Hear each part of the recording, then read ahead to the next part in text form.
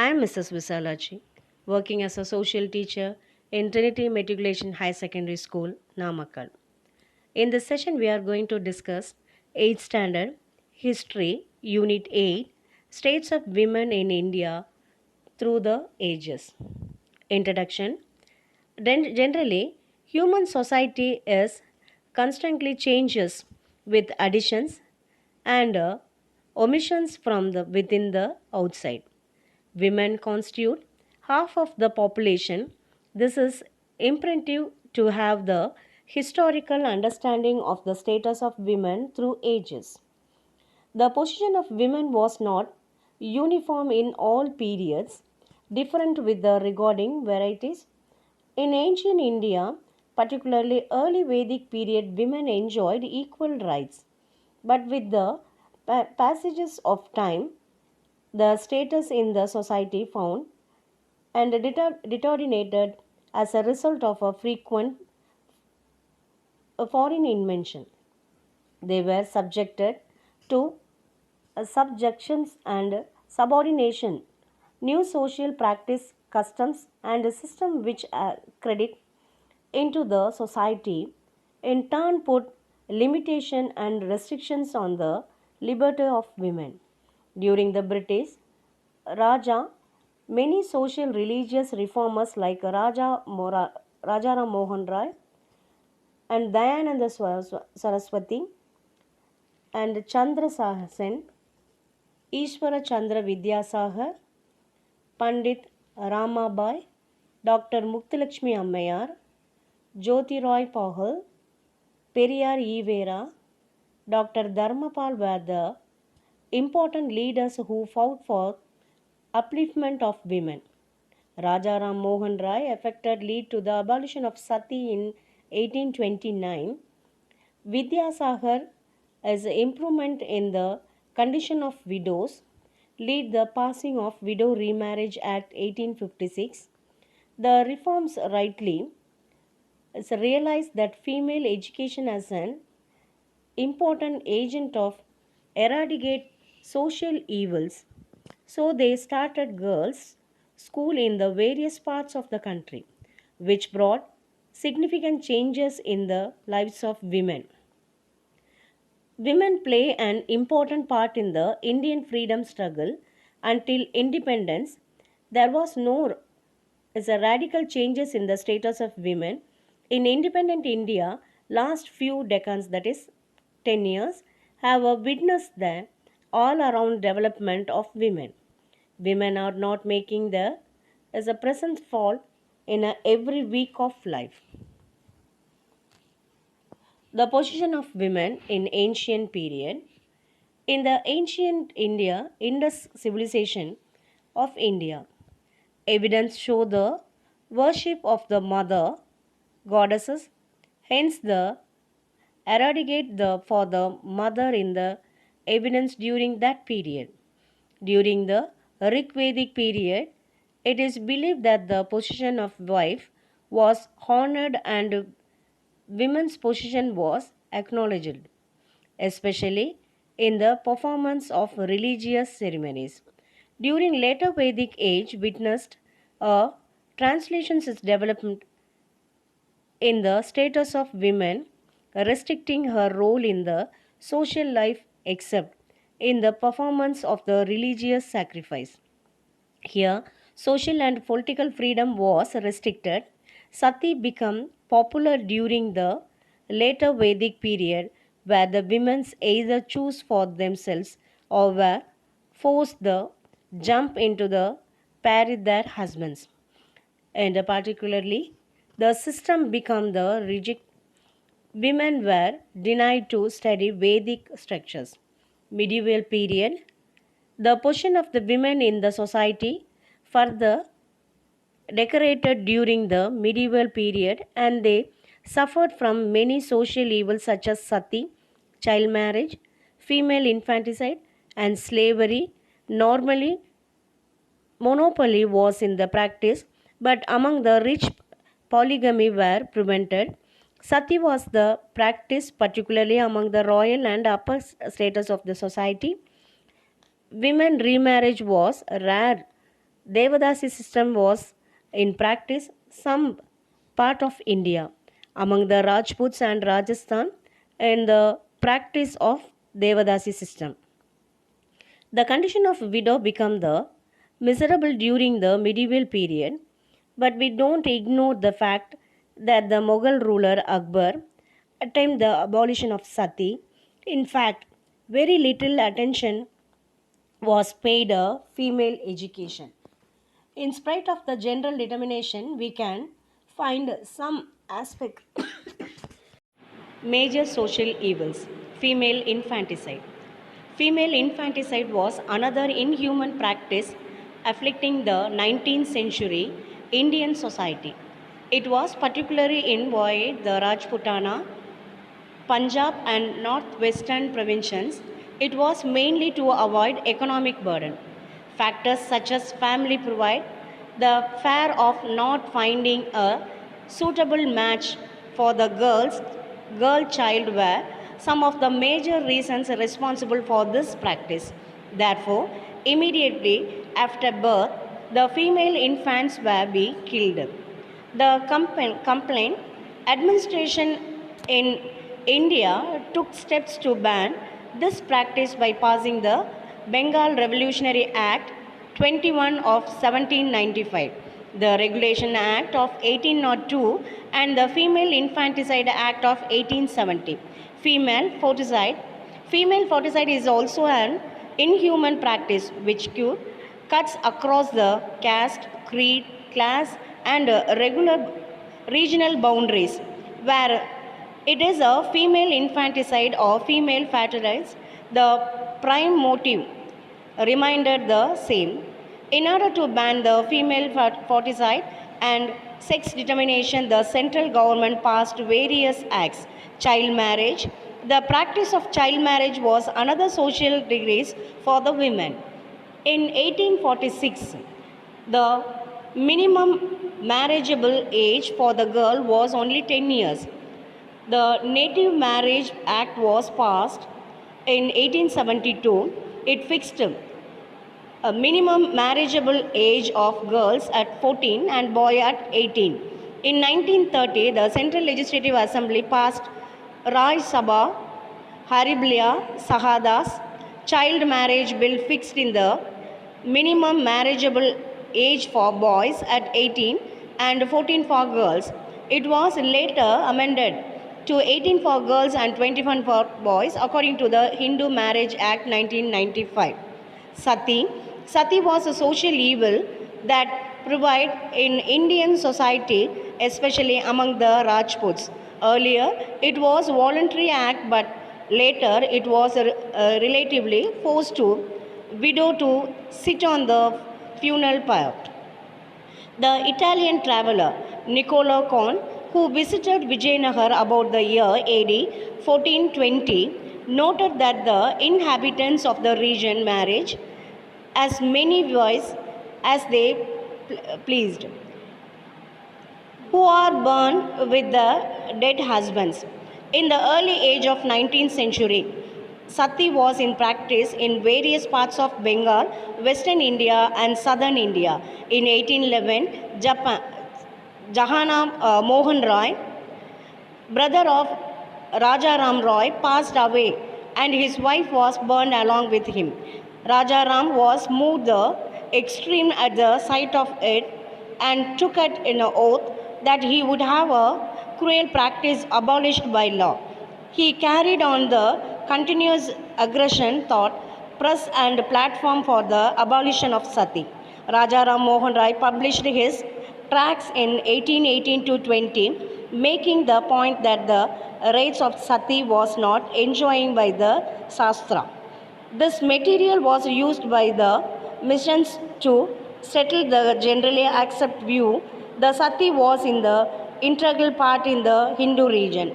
Orthodox Hindu opinion against the abolition was advocated the Rajakada Dak and Bhuvanesh Chandra Banerjee. When Lord William Bentinck took up the questions of sati, he found that the abolition had been recommended by the judges of the criminal code. He passed a regulation 17 on December 4, 1829, declared the practice of sati or burning or burying alien with widow of Hindu illegal and punishable to the criminal code. Similar legislative measures were enacted soon after in Bombay and Madras. Devadasi system. The word Devadasi is a Sanskrit word. In Tamil, the meaning is servant of God, dancing girl, dedicated to the service of God in temple. Devadasi system was in the social evil. There was also tradition of the declaration on one girl to be the temple. In addition to taking care of the temple, they learned the practice as a Bharatanatyam and other classical traditional Indian arts. Later on, they were ill treated and inhuman. The Devadasi lost the dignity, sense of pride, self respect, and honor. Dr. Muthulakshmi Ammayar, who was left the first women doctor in India, dedicated herself for the cause of the abolition of cruel practice of Devadasi system from Tamil Nadu. Appreciating her role in the aggression against Devadasi system, she was nominated to the Tamil Nadu Legislative Council in 1929. Periyar E.V. Ramasamy was instrumental in passing the Devadasi abolition bill. Dr. Muthulakshmi Ammayar proposed the bill to the Madras Legislative Council in 1930. Movendra Ramamitram was yet another woman who fight for the impeachment of the Devadasi with the continuous moral support and regards by the Rajaji, Periyar and Tiruvika. She raised slogan against this cruel practice. As a result, the government passed the Devadasi Abolition Act, role of social reforms. From the second half of the 19th century, a number of social reformers and a social reform movement sought to promote the upliftment of the women by giving them education, raising their marriageable age, and taking care of widows, as well as in the removing the ritual of caste and the raise of the suppressed class to the status of equality. The reforms who had lead the movement were in the forerunner of modern India, Raja Ram Mohan Rai. There were some enlightened Indians who supported the British attempt to reform the oppressive social order of India. The first was abolition of sati by law and humiliation the grounds. Raja Ram Mohan Rai, the pioneer of the Indian social reforms movement, was in the casteless crusades of sati. After having seen this practice in the case of his own sister-in-law, he started his campaign against this inhuman evil practice. Influenced by the ruthless attack of the movement led by Raja Ram Mohan Rai, the British government declared this act as a culpable homicide. Raja Ram Mohan Rai is a most rememberable for the helping Lord William Bentinck to declare the practice of sati a punishable offence in 1829. He also protested against the child marriage and female infanticide. He favored the remarriage of widows, female education, and women's rights to the property. Thus, the evil practice of sati on any scale was ripped out. Ishwar Chandra Vidyasagar. Ishwar Chandra Vidyasagar carried on the movement for female education, widow remarriage, and abolition of the polygamy in Bengal. He submitted the petition to this effect to the Indian Legislative Council and to be passing of the Hindu Widow Remarriage Act in 1856. His son Narayana Chandra set an example to the other by marriage a widow of this choice. To promote female education, Vidyasagar founded several girls' schools in the district of Nada, Manitava, Hooghly, and Badwa in Bengal. M.G. Ranade and B.M. Malabari. In Bombay presidency, M.G. Ranade and B.M. Malabari carried on the movement for the upliftment of women. In 1869, Ranade joined the Widow Remarriage Association and encouraged the widow remarriage and female education and opposed child marriage.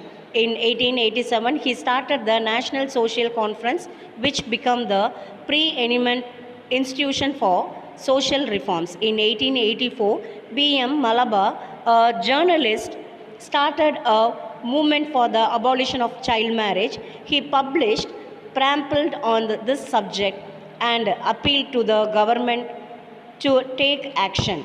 Gopalakrishna Gokhale. In 1905, Gopalakrishna Gokhale started the Servant of Indian Society, which took up such social reforms measures as primary education, female education, and depressed class upliftment.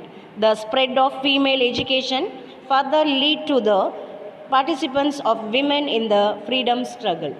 Periyar EVR.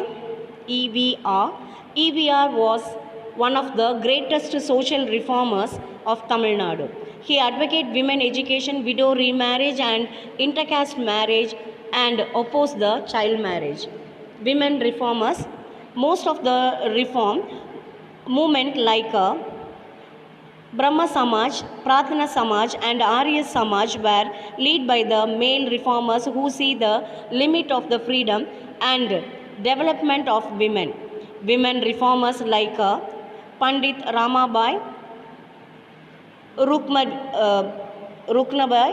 and Tarabai Singh tried to extend further. In 1889, Pandit Ramabai opened the Sarada Sadan, that is a home of learning for Hindu widow in Bombay. It was later shifted to Pune. Her greatest legacy was her effects, the first in India to educate widows. Theosophical Society was established at Chennai, and Dr. Anni Besant Ammai, who came from the Europe, joined. Dharmapala was another reform who was very much influenced by the idea of Periyar. She shows great interest in the implementing widow remarriage and widow education. Among Muvendra Ramamitra Ammayar raised her voice against Devadasi system along with Dr. Muthulakshmi Ammayar in her memory. The government in Tamil Nadu has instituted the Muvendra Ramamitra Ammayar as a marriage associate scheme, social reform schemes to provide financial assistance to poor women as property, and poverty was the root cause for all these evils. Thus, women reforms also contributed a lot for winning their own rights, leading women realize the need of forming their own association in order to safeguard the interest. As a result, three major national women's organizations, Women's India or Association, National Council of Women in India, and the All Indian Women Conference were found. Women in the freedom movement. In the early anti-colonial struggle, women play a major role in the various capacities. In Velunachia of Sivaganga fought violently against the British and restored her rule in Sivaganga.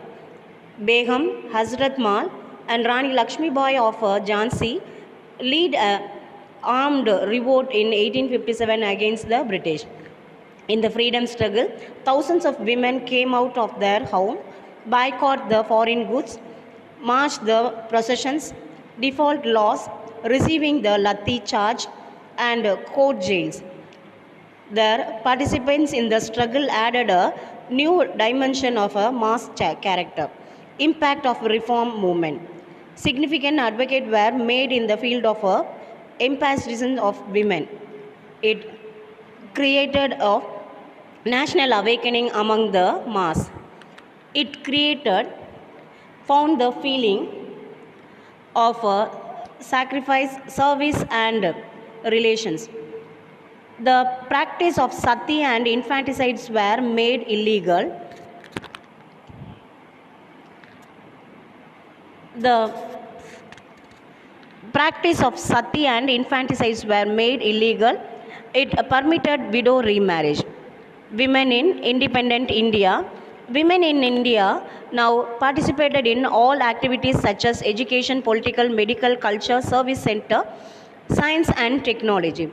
The Constitution of India guidelines equal opportunities and equal pay for equal work.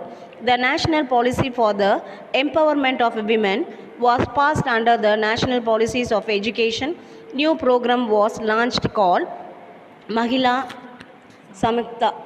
Its main focus was in the empower of women, reservation of 33% of women, the implemented of a social political status of women. The National Commissions for Women was set up in the January 1992. Its main functions is to review women related legislative and interviews in the special individual complaints of aristocracy and densely of rights. The differentiation of the legislative and prevention. The legislative Bengal Regulations Act in 21 1804, Regulation Act, Widows Remarriage Act, the Native Marriage Act, the Sada Act and Devadasi Abolition Act. In the preventions, female infanticide and declared illegal. Practice of sati was declared illegal. It permitted widow remarriage. The child marriage was prohibited. The age of marriage was raised for boys and girls. It abolished the Devadasi system. So in this session, we discussed about the position of women was not uniform in all period and difference for the regional variations. There were many social evils in the Indian society. A number of social reforms and the social reform movement sought to promote the upliftment of women by giving them education. Women in India now participated in all activities. Thank you.